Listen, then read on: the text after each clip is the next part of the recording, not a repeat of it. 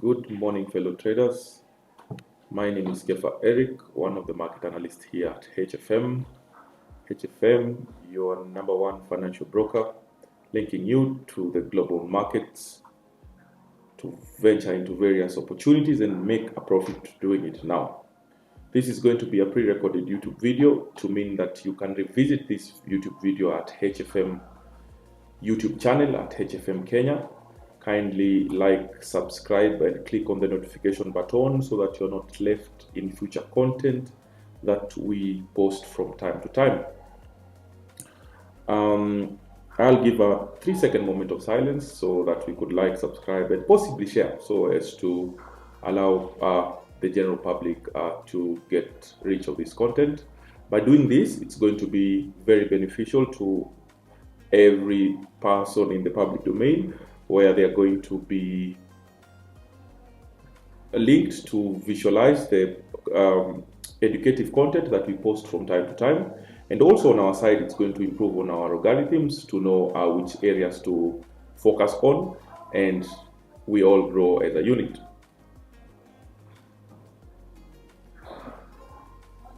Very nice. With that out of the way, I share my charts. Very nice. So before we go into it, on a fundamental analysis point of view on economic data, yesterday we had two very important economic data coming out from the United States. The first one we had JOLTS job opening, which is the job opening and labor turnover surveys. It is a data point for labor data, which collects information from around 16,000 companies, including manufacturing, merchants, as well as federal states, municipal government agencies in all the 50 states and the District of Columbia. Now, this information is quite important in the essence that it is significant labor data, which informs us on the economic health of the United States, which we know affects the rest of the world, and of course is monitored by her peers, which are all quite significant and powerful countries, to shape the international global economic spectrum. Now, with this in mind, this would mean that the job openings, the job that are expected to be given or issued out to the general public in the categories and criteria that I have just mentioned, are open, which means to be filled, which shows that the economy is in the labor sector is improving. With that withstanding, we also had the second one was SMI's ISM service PMI, which also came out positive. So we see a variant of two important economic data which came out, which are positive, which is going to have a positive effect of the US dollar.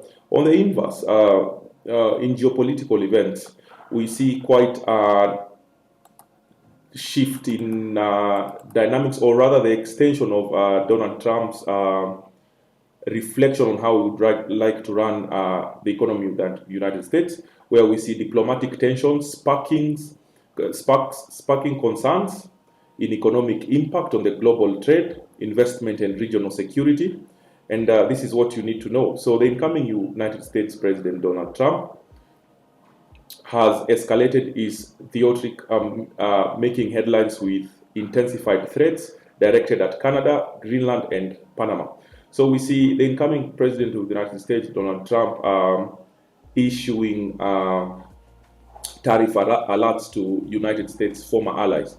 So we know in the long term, this is going to have an inflation effect on the economy of the United States. But also we know that it's going to move the commodities quite vigorously, and we are going to be monitoring this as we proceed. Now, to reflect that on the charts of the technicals, beginning with Euro USD. From the daily time frame, we see yesterday we closed with a bearish candle. The high was not taken out, to which confirms our earlier bias earlier in the week that we are still in a downtrend. So selling opportunities would continue to prevail. that is for swing position traders, for scalpers. Of course, we go into intraday market structure to find opportunity in that space.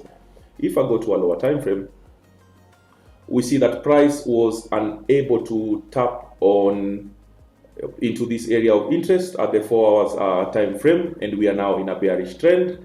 If I go to the 1 hour, would like to see this low be taken out, and further this significant low be taken out to suggest that we are likely to see the continuation of a downtrend, suggesting the strength of the US dollar currently amongst its peers. For GBP USD, we see a similar scenario. If we go to the daily time frame, we also close with a bearish candle. These are correlated pairs, so of course, most of the time they will tend to move the same. As we speak, the dollar has toppled over the Great British Pound by 0.05%, suggesting that we are in a downtrend. If I go to a lower time frame, 4 hour from the daily, I see we had a fake out on this area of interest that we had identified here yesterday, 2 or more touches in the direction of the trend, and now price is moving to the downside. If I go to even 1 hour to see clearly, I see that we are taking out the lows, so possibly more lows are going to be taken out as we move into the near future. For AUD USD, beginning from a daily time frame, we also closed with a pin bar from the area of interest as indicated here. If I go to the 4 hours time frame, we see that we also had a fake out, but price is continuing to take out low, suggesting that the narrative to be in a bearish market or a downtrend is still in play. And at the time of this recording, we might be facing a little bit of consolidation between the Australian dollar and the USD, the AUD in full if you may like, but into the day we shall be monitoring the price action, but overall we know that we are in a downtrend.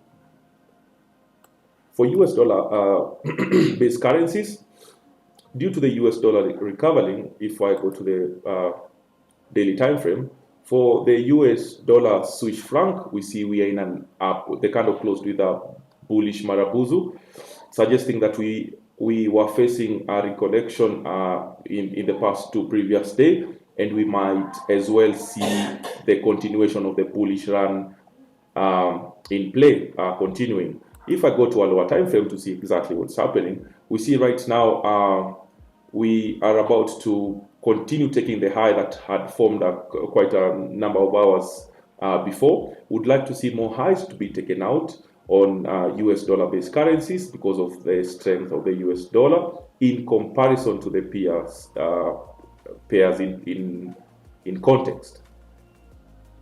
For USD JPY, if we begin from our daily time frame, we have finally taken out the high from the daily time frame that we had alluded to yesterday, but the candle has not closed above. Would like to see candle closure above, even if I go to a lower time frame to see much more clearly. Would like to see the highs being taken out and a candle closure above to suggest that we are proceeding with the uptrend.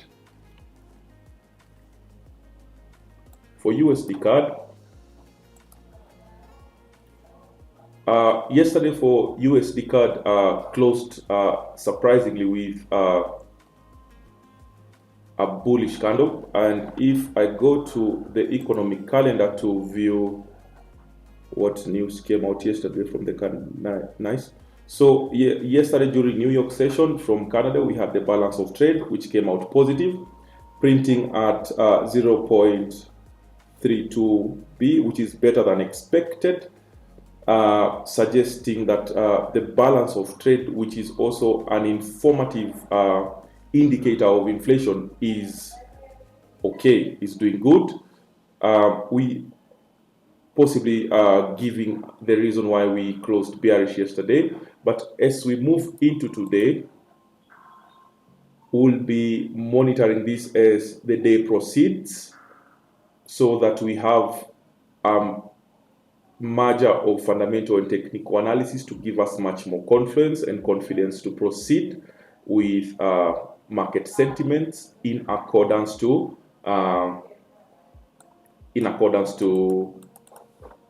unveiling economic data. Adjust this.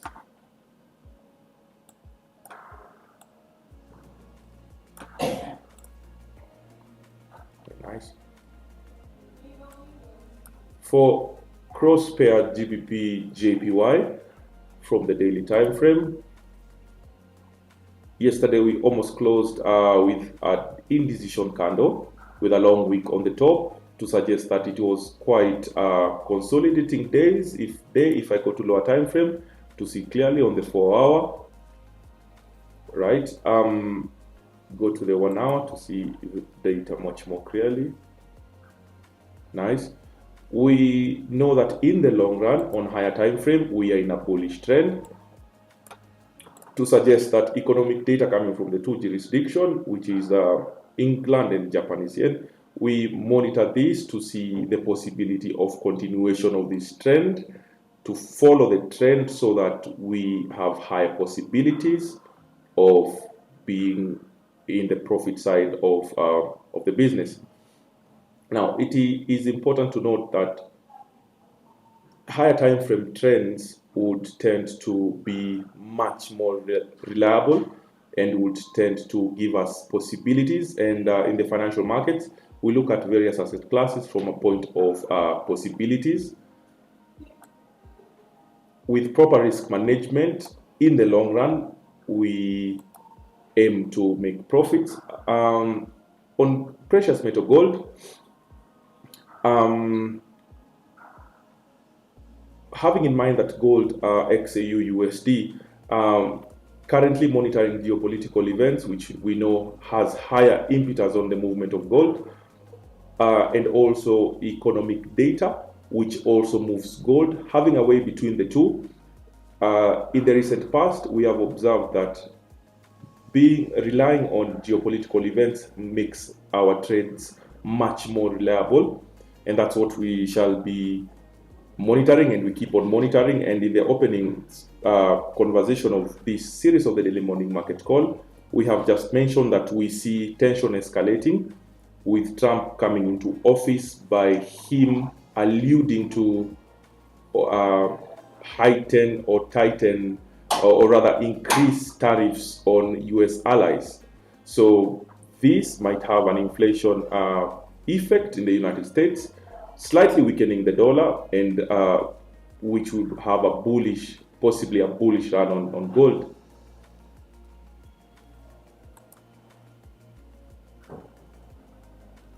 If I go to a lower time frame to see exactly what is happening, we see that we failed to take out the high from yesterday, the low from yesterday, which was here. We had identified it at 2604.64 area of interest. Now we want to see this high being taken out to give us much confidence that we are in a bullish scenario. If you go even to much more lower time frames like the 15, so that to get more defined risk to reward trades would continue to obey market structure. Is the market creating higher highs and higher lows, giving us confidence to keep going for buys? On the flip side, is the market giving us lower highs and lower lows to keep looking for sales? In confluence with fundamental analysis, this keeps us ahead of the game. Now, as a disclaimer, this by any chance is not financial advice. It's made purely for information purposes. It is important to do your due diligence and observe risk management. And until tomorrow, the same place, the same time, see you to do things the same way that has proven profitably consistent. Until then, keep safe and God bless.